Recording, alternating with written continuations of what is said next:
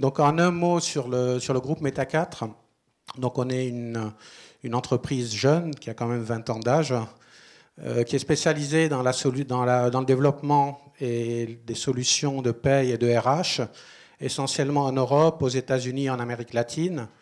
On a plus de 800 collaborateurs, dont plus de 200 en France, plus de 1300 clients dans le monde.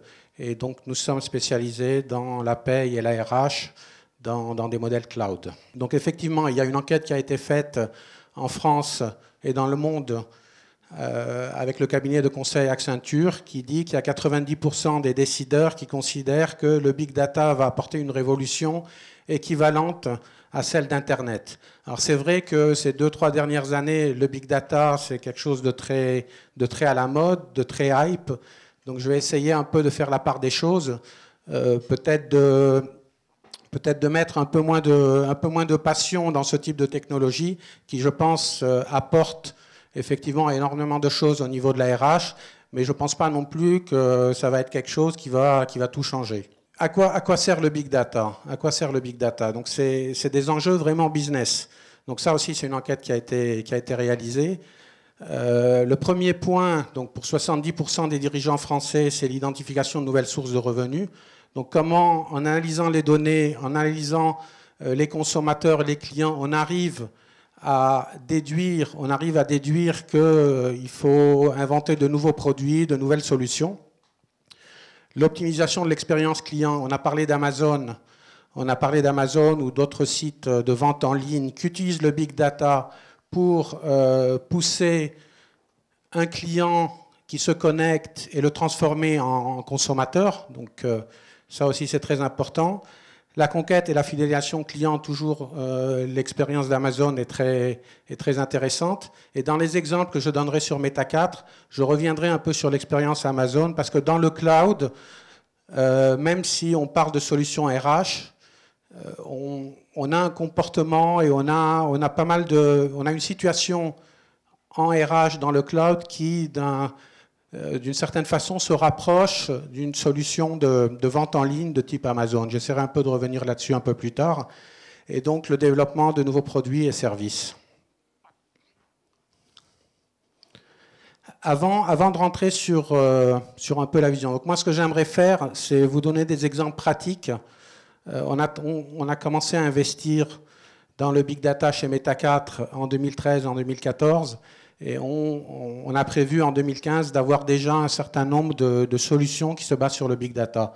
Donc j'aimerais de façon pratique, sur les 10 minutes qui restent, vous donner 2 exemples vraiment concrets d'applications de big data sur lesquelles on travaille. On travaille sur plus d'exemples, mais je pense qu'en 10 minutes, mon objectif c'est de vous donner ces 2 exemples, d'essayer de vous convaincre que le big data peut s'appliquer à ce type de solution dans la RH. Juste pour revenir un petit peu sur ce qui a été dit sur le big data, on a parlé de volume, donc énormément de volume, on a parlé de vitesse d'évolution des volumes des données, on a parlé aussi de variété. Pour moi, le big data, c'est une évolution d'outils d'analyse classiques que tout le monde a dans son entreprise. Donc quand on parle de business intelligence, quand on parle d'outils d'aide à la décision, quand on parle de data mining, de data warehouse, ce sont des choses que la plupart des entreprises ont déjà installées et qui aident finalement à prendre des décisions sur le futur, sur la stratégie de l'entreprise. Pour moi, le big data, c'est une évolution naturelle de ce type d'outils d'aide à la décision.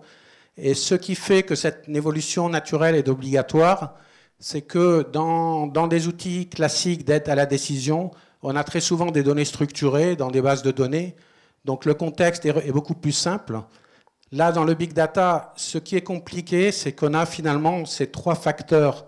Un facteur de volume, un facteur de variété des données. Donc on a des données structurées dans des bases de données relationnelles, on a des données de type réseaux sociaux, on a des données qui peuvent venir d'autres sources. Et puis, on a ces données qui évoluent. Et ce qui rend compliqué, ce qui fait que les outils traditionnels d'analyse de données ont des limites et ne peuvent pas s'appliquer dans le cas dans le cas de ce type de situation, c'est en fait la conjonction de ces trois facteurs. D'accord? Donc, si on revient à deux exemples pratiques, un, c'est un exemple métier dans la gestion des talents, et un autre, c'est un exemple où je reviendrai un peu à la problématique d'Amazon, ce que fait Amazon avec le big data, et j'essaierai de faire un lien peut-être un peu osé avec un fournisseur de services cloud comme Meta4 ou comme SuccessFactors, comme Talentsoft, etc.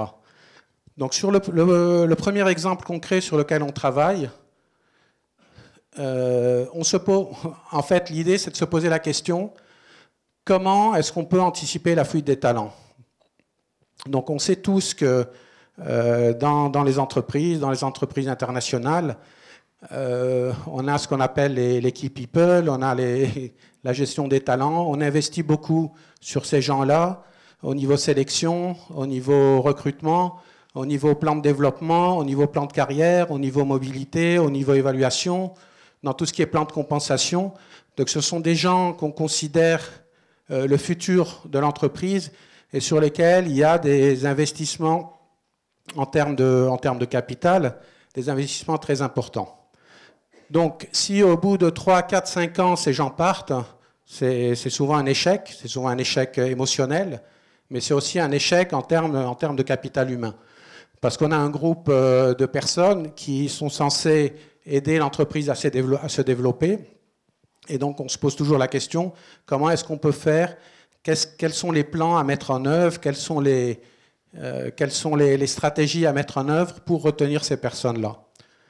Qu'est-ce qu'on fait avec une solution traditionnelle? Les solutions traditionnelles aujourd'hui qui existent dans le cloud, on a un certain nombre d'indicateurs. On demande souvent aux managers, aux directeurs de ressources humaines, d'avoir un peu l'intuition, d'avoir un peu le feeling, de se dire est-ce que ces gens-là risquent de partir? Et en fait, le fameux risque de départ est souvent la résultante de l'intuition d'un manager ou de l'intuition d'un directeur des ressources humaines. Cette intuition existera toujours, cette intuition est toujours très importante. Mais ce que propose de faire le big data, c'est d'aller un peu plus loin et d'aider en fait à flairer, d'aider en fait à savoir si un certain nombre de personnes, un certain nombre de groupes de personnes qui sont des personnes clés pour une entreprise ont un risque de départ ou pas. Alors, encore une fois, ce n'est pas quelque chose de magique, c'est quelque chose qui peut se tromper, c'est quelque chose qui peut aider à la décision, mais le but, c'est ça, c'est d'essayer à l'aide de modèles, on va dire à l'aide de modèles mathématiques, d'essayer de suggérer à un directeur des ressources humaines, à un conseil d'administration, à un manager, d'essayer de le suggérer qu'il y a un risque que cette personne parte. Alors, comment on fait, si ce n'est pas de la magie, comment est-ce qu'on fait? Il y a un certain nombre de données qui sont dans le système d'information. Donc, ce sont des données classiques sur la personne, sur son parcours professionnel, sur comment il a été recruté, sur la ville où il a été recruté. Donc ça, ce sont des données sur son plan de carrière, sur son plan de développement. Ce sont des données qui existent dans un système d'information classique. D'accord? Le fait que ce soit des données historiques fait que c'est un peu plus compliqué, disons, d'utiliser des techniques traditionnelles. Mais bon, on pourrait se dire, à partir de ces données, on peut essayer d'inférer, essayer de déduire un risque de départ. Ce qui est intéressant, et c'est là où le big data peut apporter quelque chose, c'est d'essayer de rajouter un peu à ces informations qui sont dans un système SIRH classique, d'essayer de rajouter des données externes, comme le marché du travail, comme des job sites où on va savoir si telle ou telle personne qui est spécialisée dans la fibre optique, si elle est dans une ville où il y a beaucoup de demandes sur la fibre optique, ou si finalement telle personne se trouve dans une ville où il y a une usine qui est en train d'ouvrir dans un domaine qui touche cette personne. Donc l'idée, c'est de se dire, je vais élargir le périmètre classique des données d'un SIRH, je vais rajouter à ces données, qui sont des données que j'ai dans ma base, dans toute base SIRH, des données externes, comme des données sur le marché du travail, des données sur des plans de compensation ou des grilles de compensation publiques. Et à partir de toutes ces données, en regardant un peu l'historique de la personne, essayer de dériver ce fameux indicateur en disant, ben là, il y a un risque de départ parce que cette personne, parce qu'une autre personne peut-être dans l'entreprise est partie il y a 1 an, il y a 6 mois ou il y a 2 ans et correspond un peu au niveau évolution au même profil que cette personne. Et en plus, le marché du travail est très actif dans la ville où il habite. Donc, en essayant de mélanger un peu toutes ces données, l'idée, c'est de donner cet indicateur qui, encore une fois, n'est pas un indicateur magique, c'est pas quelque chose de complètement fiable, mais pour un manager, ça va l'aider à se dire, ben, effectivement, il y a un risque. Et après, il y a bien sûr l'intuition de la personne qui permettra de savoir si le risque est réel ou pas. Mais ce qui est sûr, c'est que quand on est dans un grand groupe de 5 000, 10 000, 15 000 personnes, l'intuition d'une personne est variable, l'intuition d'un manager, il y a un facteur culturel, et le big data va aider, va apporter une aide pour pouvoir, disons, essayer d'aider l'ADRH ou les managers à anticiper une fuite des talents. Donc ça, c'est le premier exemple. Donc un peu ce que je disais, les techniques traditionnelles sont trop limitées, et là, on utilise le big data pour essayer de répondre à cette question. Sur l'autre question, et là je vais revenir un peu à Amazon et faire un peu le parallèle avec une solution RH dans le cloud. Alors Amazon, ce que fait Amazon, c'est qu'effectivement ils ont des utilisateurs que vous connaissez aussi bien que moi, qui se connectent à leur site pour regarder, pour acheter des articles.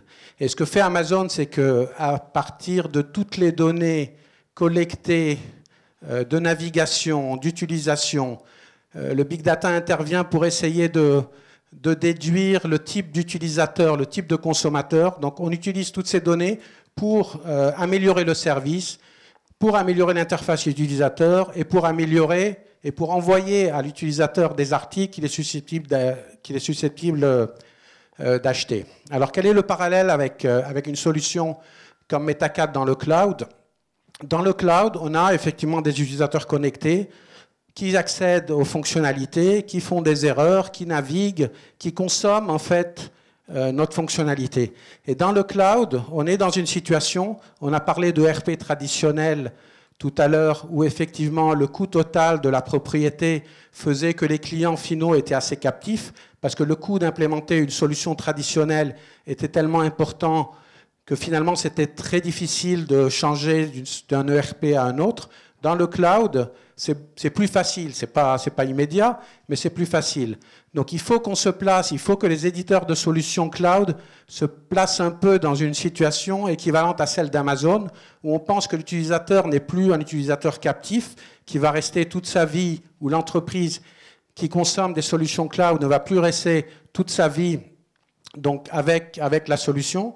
Donc il faut qu'à partir de toutes les données qu'on collecte des utilisateurs, qu'on améliore le service, qu'on améliore l'interface utilisateur, qu'on suggère aux utilisateurs consommateurs d'autres types d'accès. Et donc, en deux mots, donc, on utilise un peu les mêmes techniques qu'utilise Amazon pour améliorer notre service, pour améliorer la navigation, pour améliorer l'interface utilisateur. Et là, les données les données qui sont sur le slide sont des données qui indiquent effectivement qu'on a énormément de données sur les accès, on a énormément de données sur l'utilisation que font nos utilisateurs de nos fonctionnalités. Et si on les analyse de façon correcte, avec le big data, on peut le faire. Si on les analyse intelligemment, ça peut être un outil qui va nous aider à prendre des décisions sur l'évolution de l'outil, sur l'évolution de l'interface utilisateur, éventuellement sur des nouveautés qu'on doit apporter à notre produit. Et tout ça en utilisant donc, ces données continues d'accès à nos services cloud. Voilà donc deux exemples concrets, un sur la gestion des talents, l'autre un exemple plus générique, on va dire sur le cloud et sur l'utilisation de nos solutions dans le cloud sur lesquelles nous travaillons et où nous espérons en 2015 avoir des solutions, avoir des résultats concrets que nous mettrons dans nos produits.